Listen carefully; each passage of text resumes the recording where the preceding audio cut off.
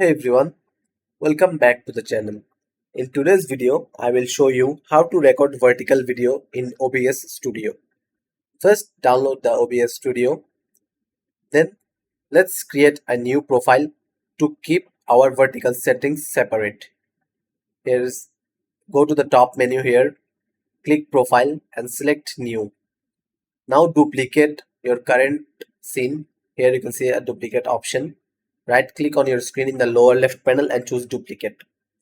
Now let's switch to vertical resolution. Click the settings in the bottom right. Here you can see. Then go to video tab. Here's the video tab. And then you will see a vertical canvas. Just click on it and drag your sources to fit the new layout. Once everything looks good, start recording to begin your capturing your vertical video. To preview, open your OBS recordings folder and play the video. You will see it's in perfect vertical format.